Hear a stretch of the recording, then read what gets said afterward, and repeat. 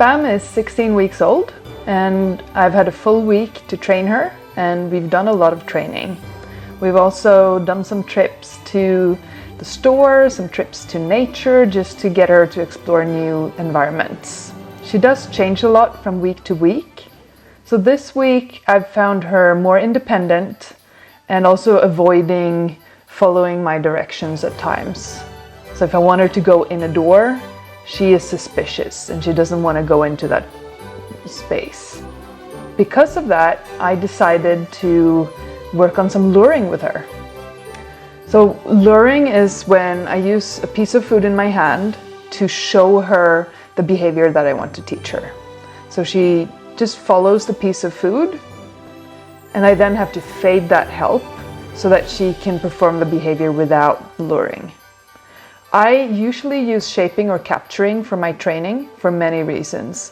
I made a video about this a couple of months ago where I talked about why I chose shaping and capturing and offered behaviors in my training.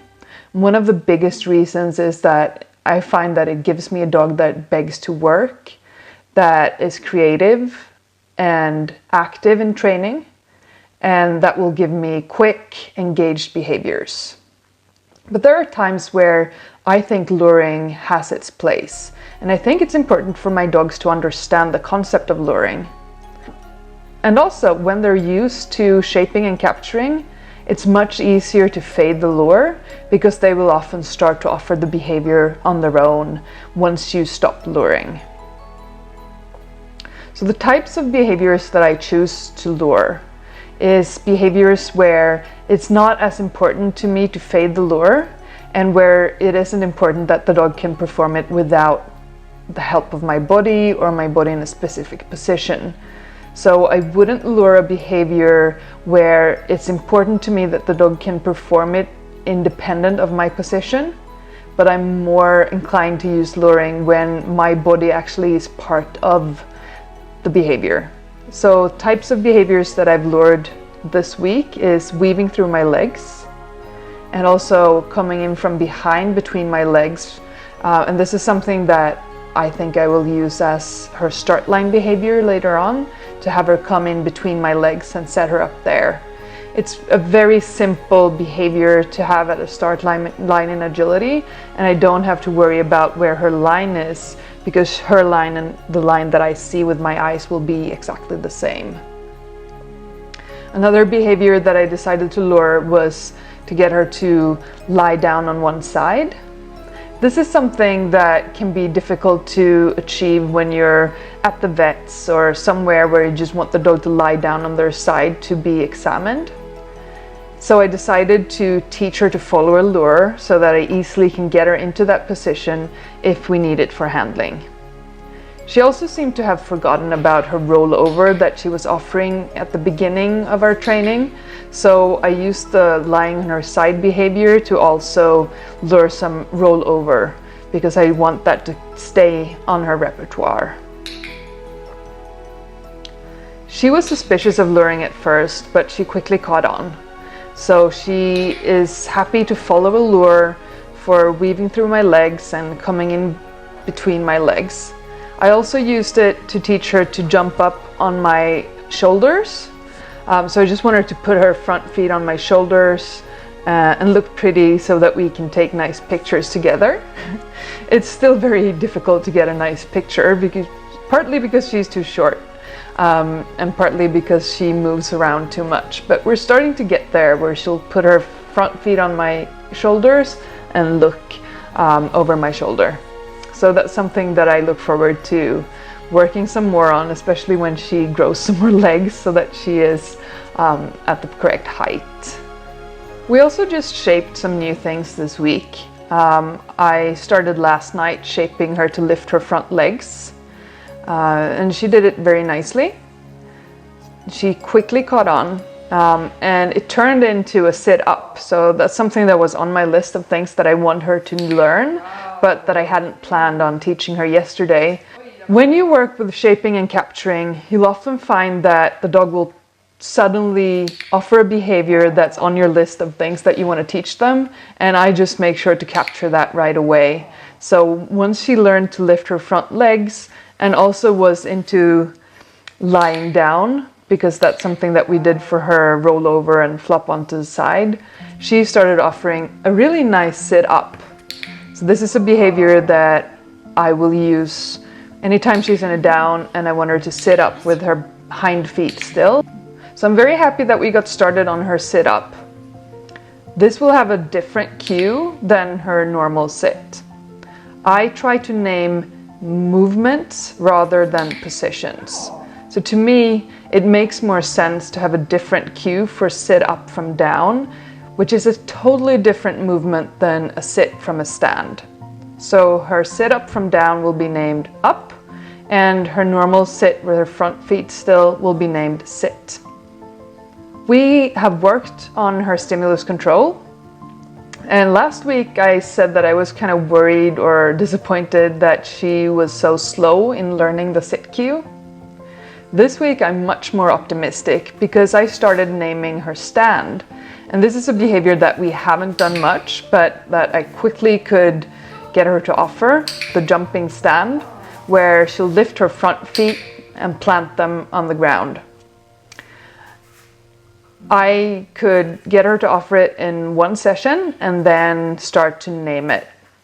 I decided to name it tå, which is almost the Swedish word for stand. I decided to not say stå, which is the Swedish name for stand, because I think the S in the beginning is too much like a sit. So it's sit for her sit and tå for her stand.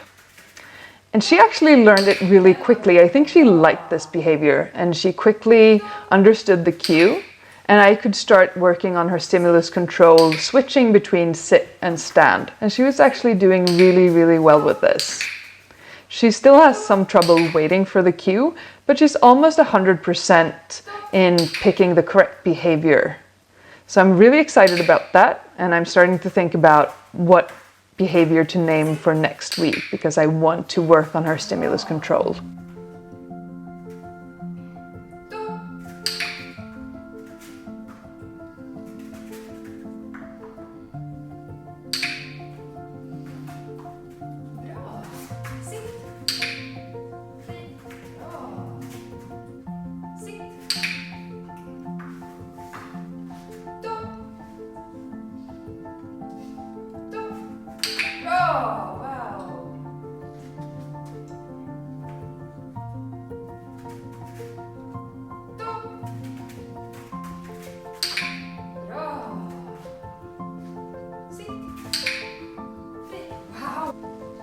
I have also started to add a cue to her go around the cone behavior.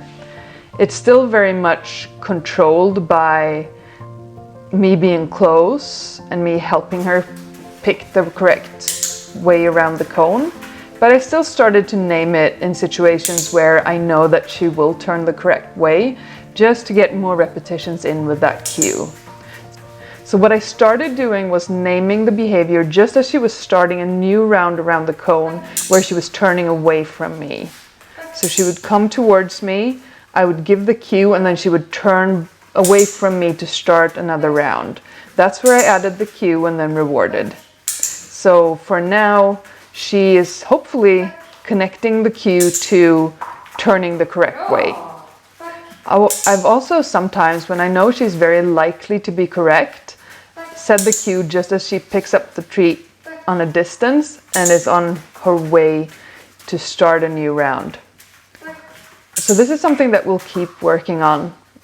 I'm still very careful and not moving too fast and still doing really slow turns, but I think she's getting a good flow. And I'm excited to see if I can start to work on some stimulus control during the winter.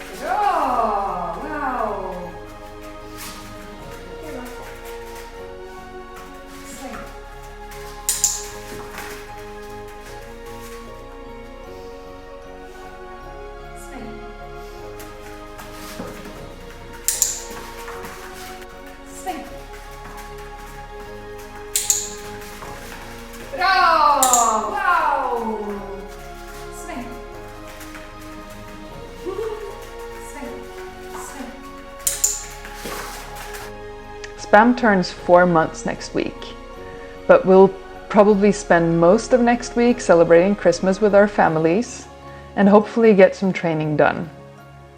I'm also getting ready for a new round of our foundation class online that's on funnygot.com, where we cover pretty much everything that Spam is showing in these videos. We'll cover toy play, all types of rewards, self-control, steadiness, shaping, teaching smart behaviors that you'll use for any sport that you want to play, and just individual guidance to how you can teach your puppy the same things. And you can also join with a dog any age. If you're not familiar with our style of training or just want to learn more about it, I think this is an excellent opportunity, and I don't know when we'll run this class next time. So please sign up now so that you can start on January 1st at funnygot.com. Merry Christmas!